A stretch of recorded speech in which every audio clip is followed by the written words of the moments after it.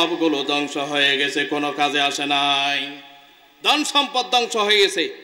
তার দুই বাচ্চার মধ্যে উতবা এবং উতাইবা, তিনজন পুত্র সন্তান ছিল। উতবা এবং উতাইবা আল্লাহ রাসূল সাল্লাল্লাহু আলাইহি ওয়াসাল্লামের নবুয়তের প্রারম্ভে রুকাইয়া এবং উম্মে কুলসুম, আপনারা নিশ্চয় জানেন,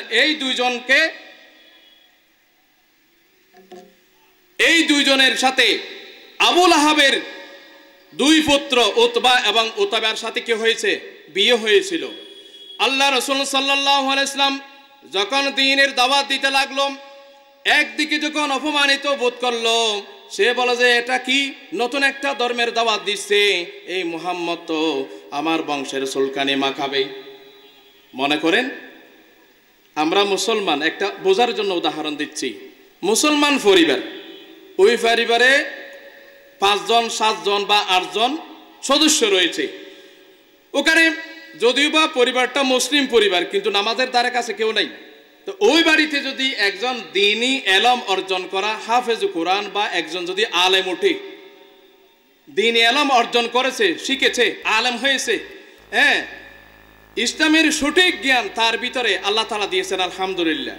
তার এই জ্ঞানটাকে কাজে লাগানোর জন্য একজন আলেম হিসেবে একজন আপনার সন্তান, একজন গর্বিত সন্তান হিসেবে, তাই সে যদি বাবাকে বলে, মাকে বলে, ভাইকে বলে, বোনকে যদি ইসলামের দ্বীনের দাওয়াত দেয়, যদি বলে বাবা নামাজটা পড়েন, হ্যাঁ বোন তুমি পর্দা করো, এরকম যদি নসিহত করে, সহজে মেনে নেবে না। প্রথম একটু লজ্জা লাগবে। আবার যদি একটু রাগী হয়, বলে দূর বেড়া, তোরে ফন্না ফরাই তোর মলের হাম জিন আসিং গরিবি দে না, আই সময় এলি না ফরিগম না, এরকম বলবে নাকি বলে না? সবাই না। আবার একটা উদাহরণ দিচ্ছি, ঠিক তেমনি ভাবে আবু লাহাবু বলো যে কি আমার বাপ দাদার দিনের বংশের চুলকানি মাখবে, নতুন ধর্মের দাওয়াত দিচ্ছে, এই ছেলে তো দেখছি আমাদের সকলের মান সম্মান নষ্ট করবে। এই ভেবে সব সময় শত্রুতা করত কে? আবু লাহাব। সব সময় যেখানে যায়, আল্লাহর হাবিব মুহাম্মদ রাসূলুল্লাহ সাল্লাল্লাহু আলাইহি ওয়াসাল্লাম যখন তিনি বাজারে গিয়ে মানুষদেরকে দাওয়াত দিতেন, সাথে সাথে দৌড়ে গিয়ে বলতো ওয়া হতে নবান্য হতে ফল, এসে পাগল, এসে মিথ্যাবাদী, এসে গুজব ছড়ানো ব্যক্তি, তার মা নাই, বাবা নাই, এতিম, তার কথা শুনিও না, তার কথা মানিও না, যেখানে যাই সেখানে বাধা। এই অবস্থা এখনো আছে নাকি নাই? যদি দ্বীনের দাওয়াত দিতে গেলে বলে যে খবরদার তাদের কথা শুনিও না, তারা জঙ্গি, তাদের কথা শুনিও না, তাদের বৈঠকে যাইও না, তাদের ওয়াজ নসিহত শুনিও না। এরা আসলে ওয়াজ নসিহতের কথা দিয়ে কোরআন হাদিসের নাম বলে তারা জঙ্গি তৎপরতা চালাচ্ছে, নাশকতার পরিকল্পনা করছে। তারা আসলে দ্বীনের দাওয়াত দিচ্ছে না, তারা হচ্ছে মৌলবাদী।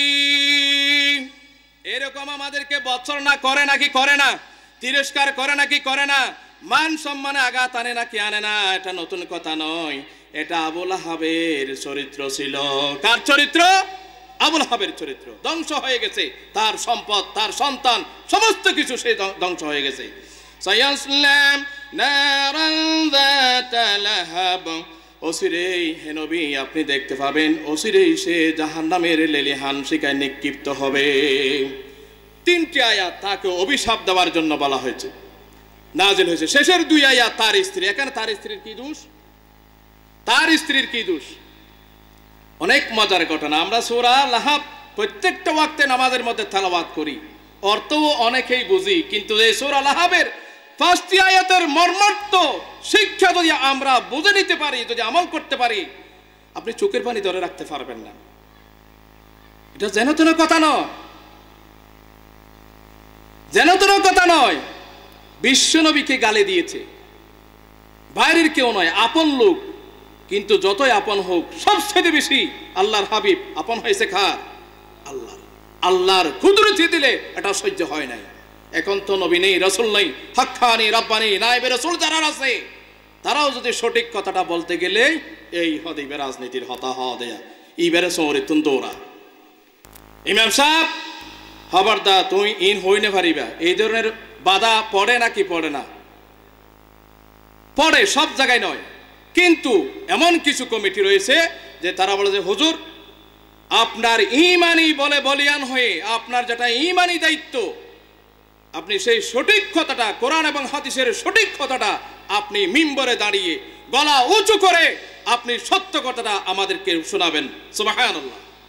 কিন্তু অনেকে আবার শর্ত দেয়। তো যাক, ওয়ামরাআতুহু হাম্মালাতাল হাতাব, হে নবী তার স্ত্রীও ধ্বংস হবে। হাম্মালাতাল হাতাব, যে ইন্ধন জুগাতো, লাকড়ি বহন করত।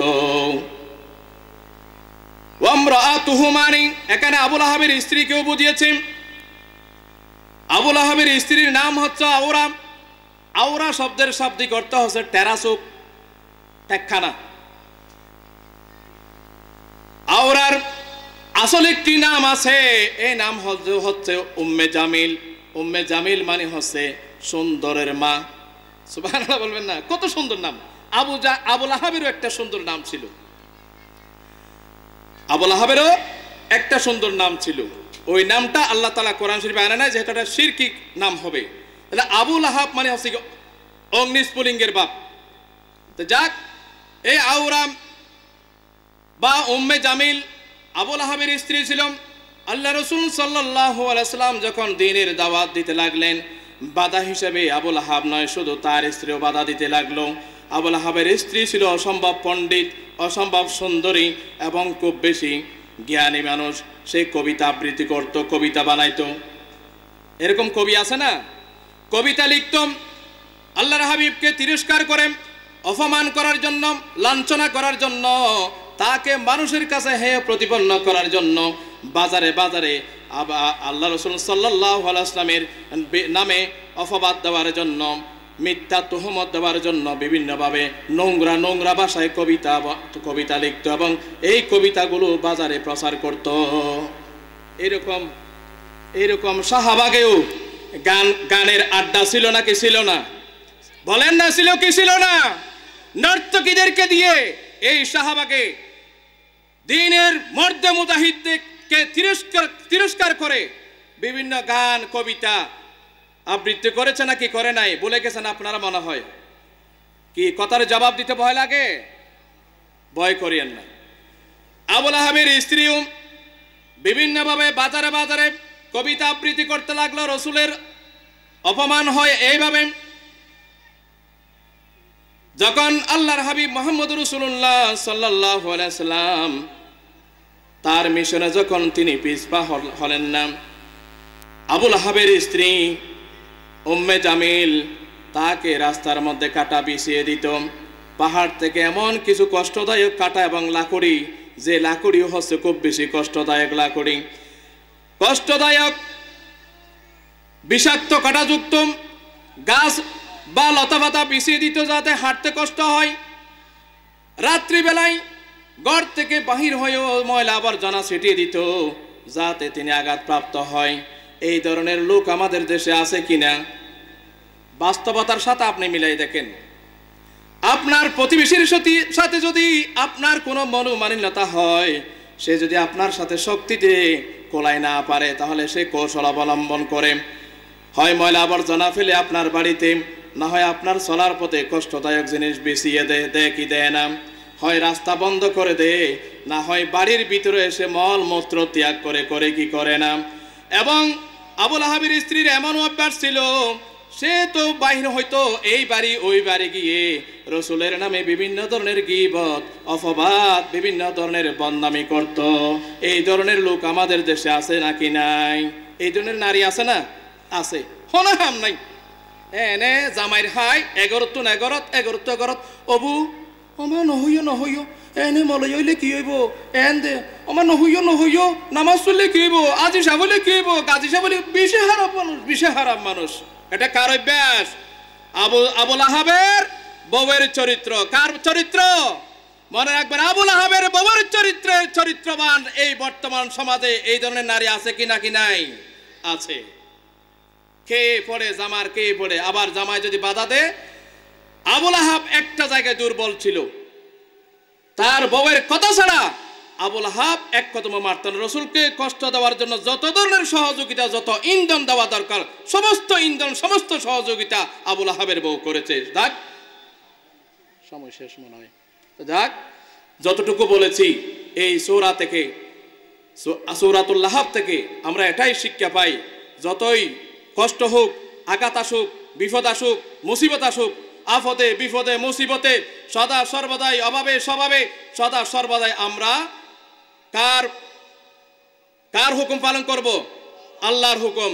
যেইভাবে আল্লাহ রসুল আঘাতের পর আঘাত প্রাপ্ত হয়েছে, দান দান মোবারক সহ্য হয়েছে, তবুও তিনি সত্য থেকে, ঈমান থেকে বিন্দু পরিমাণ বিচ্যুত হননি। ঠিক তেমনি ভাবে আমাদের সকলকে মজবুত ঈমান নিয়ে আমাদেরকে সামনে এগোতে হবে। আল্লাহর দিনকে আল্লাহর জমিনে বাস্তবায়ন করার জন্য সবসময় সচেষ্ট থাকতে হবে, প্রতিজ্ঞাবদ্ধ হতে হবে, ওয়াদাবদ্ধ হতে হবে। আল্লাহ তাআলা আমাদের সকলকে যতটুকু বলেছি সর্বপ্রথম আমাকে আমল করার, আপনাকেও আমল করার তৌফিক দান করুন। সকলে বলে আমিন। আমার জন্য দোয়া করবেন, আমার সন্তানদের জন্য দোয়া করবেন। আসসালামু আলাইকুম ওয়া রাহমাতুল্লাহি ওয়া বারাকাতুহু।